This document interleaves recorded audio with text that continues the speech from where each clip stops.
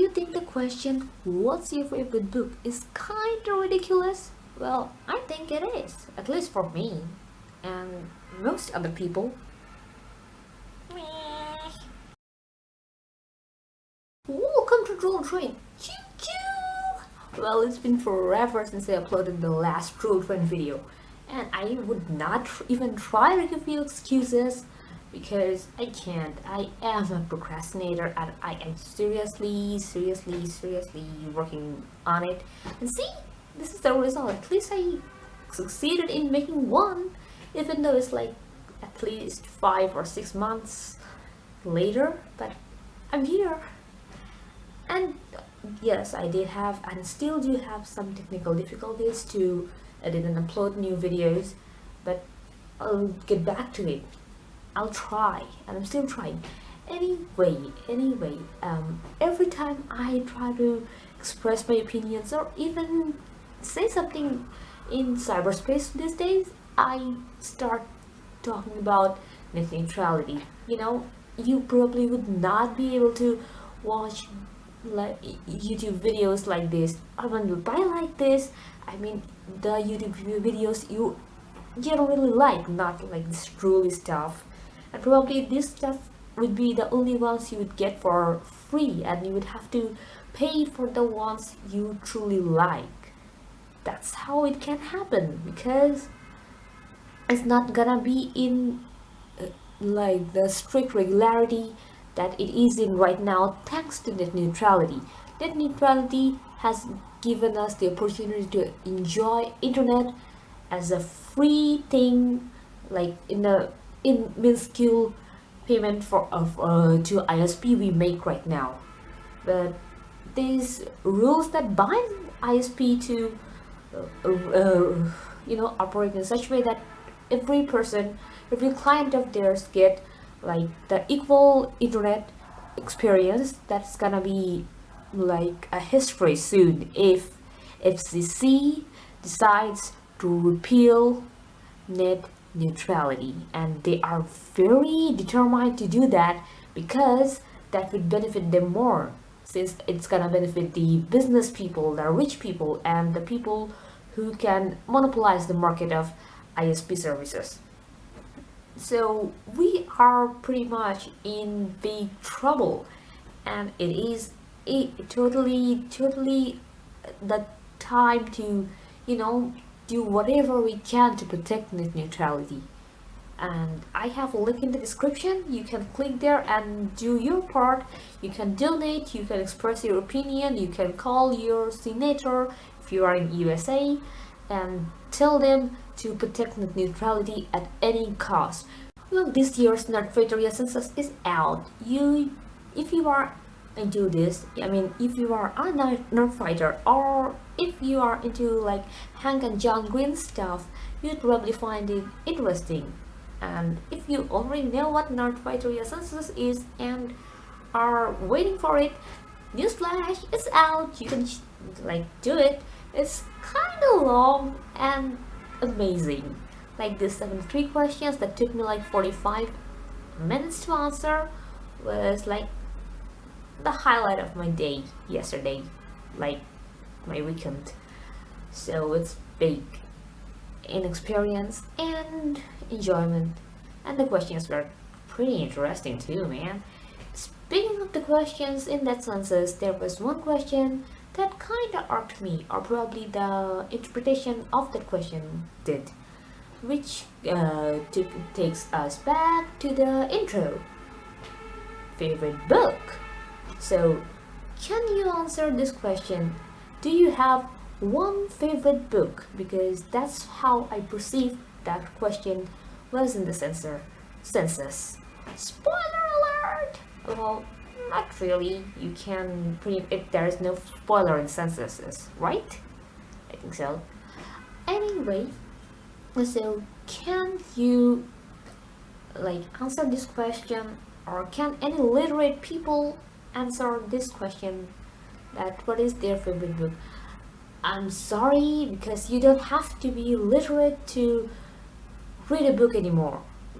I intentionally said that word literate because I just wanted to acknowledge the fact that now we can read the book without even knowing how to read. I'm not saying you don't have to learn how to read, but if you can't or you're not in the position of reading, you still can enjoy the goodness of a book.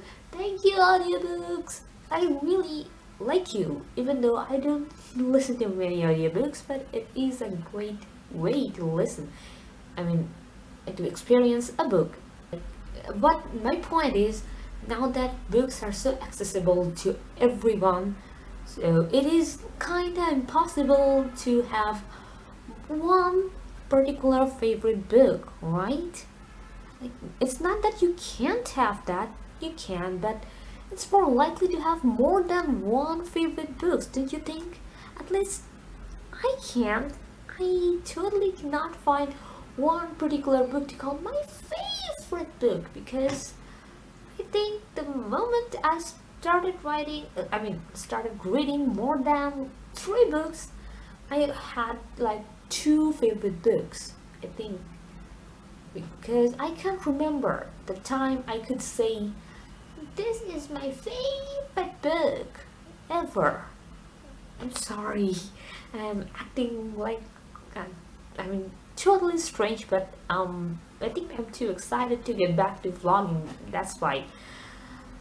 But let's get back to the question. Can you? Because I cannot. Even genre-wise, it's hard for me to specify one single book to rule them all.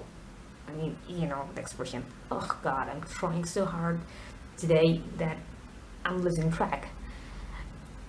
Anyway, the point is, it's hard for me, and probably they did not put that question that way. Probably they included an is or an s in the parentheses, but I don't recall that.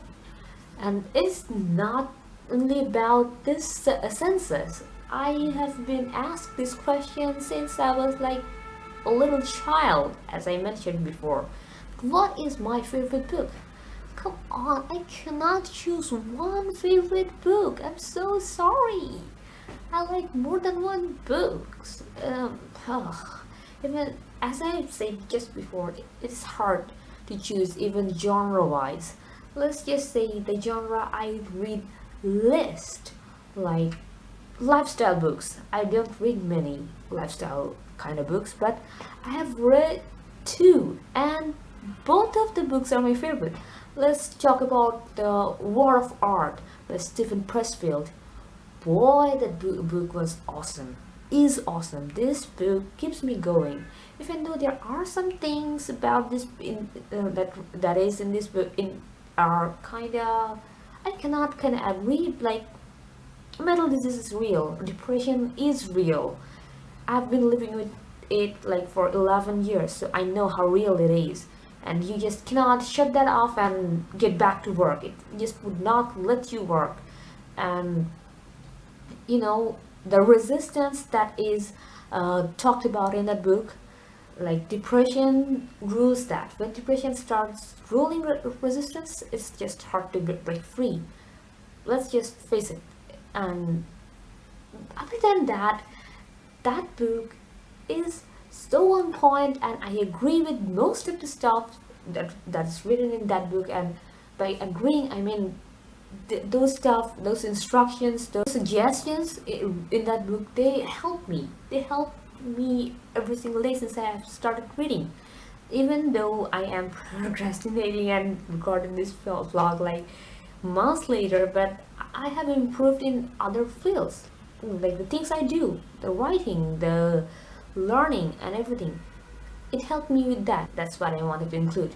So, The Art of War by Stephen Pressfield is a very awesome book, and I can't thank this man enough for that book, who recommended me this book, and not just me, to every other audience in cyberspace that watched that particular Good Mythical Morning episode with them.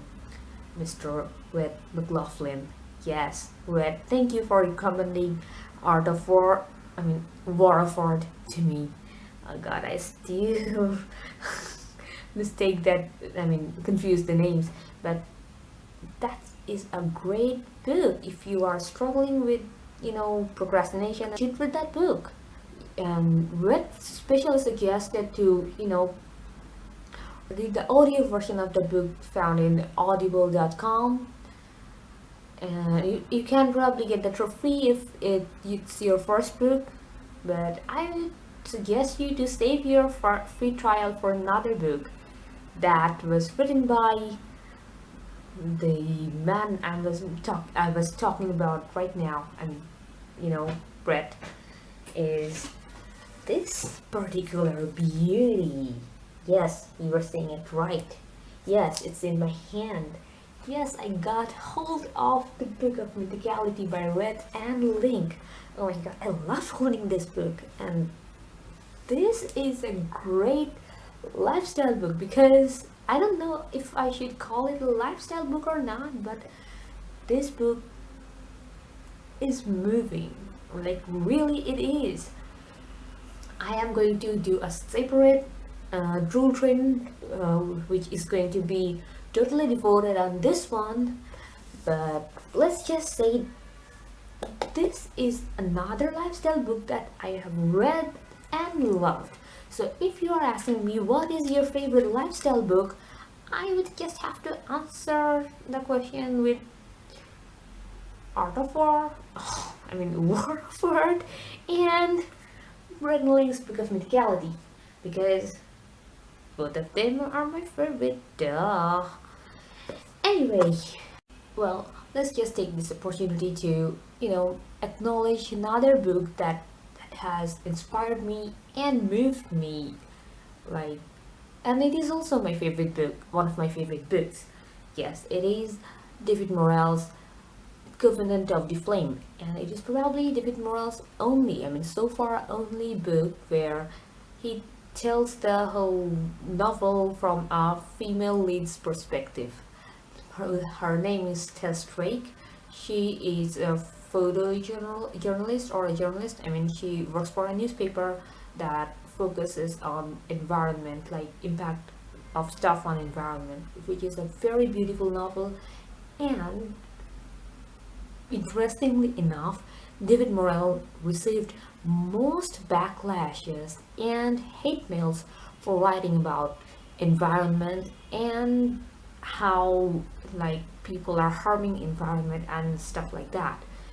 It includes a lot of different interesting stuff like mid-tribe mysteries and some age-old Catholic practices of Inquisition and stuff like that, along with environmental crimes against climate, like how rainforests are cut, how oil spilling is happening and stuff. It is a very beautiful novel to read, and it is fascinating. Every single detail and stuff we probably haven't heard of before, or probably have, but interpreted in such beautiful way that it is moving and it is inspiring, and it is some kind of unputdownable book. So I suggest you to check that. And I can never express my gratitude enough for David Morrell for writing this amazing book. So again, I'm saying thank you for writing this. And even probably you have received so many backlashes and hate mails for that book. This Covenant of the Flame, I'm pretty sure if you write more about stuff like this now, or probably if you do another Test Drake book, I think, and I'm hoping that you would not face that much of backlash anymore, because people are more aware right now, or at least I think people have come to a place where they should be more aware of the things that you mentioned in that book, like crimes against environment, how our planet is being harmed by the greed of other people who think they have authority over stuff, and how we can see in that book that they actually don't. Well, I think I have taken too much of your precious time, which you could have invested in watching more awesome YouTube videos, which are still available thanks to net neutrality.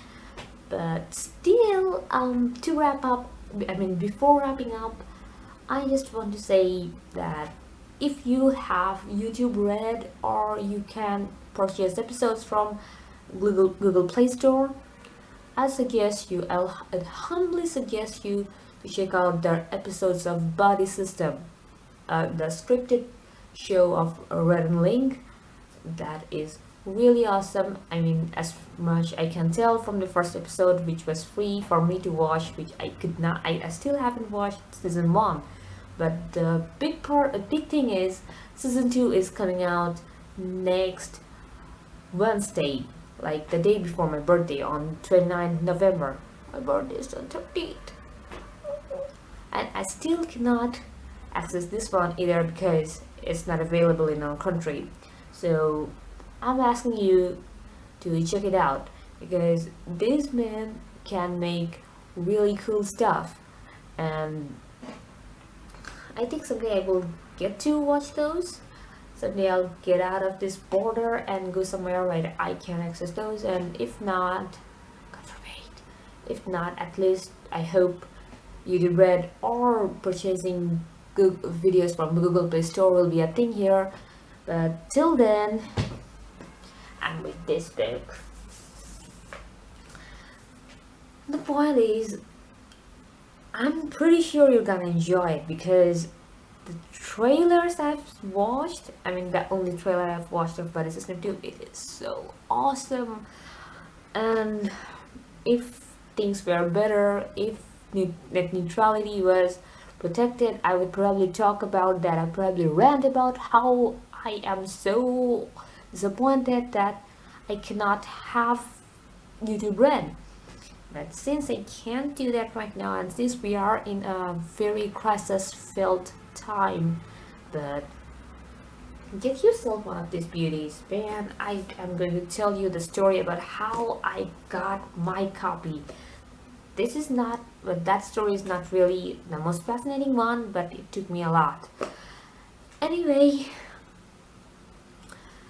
I hope you are doing okay, and I really hope you will do your part to defend net neutrality. So that's what I have today. Thank you. Bye. Have a nice day. Yeah.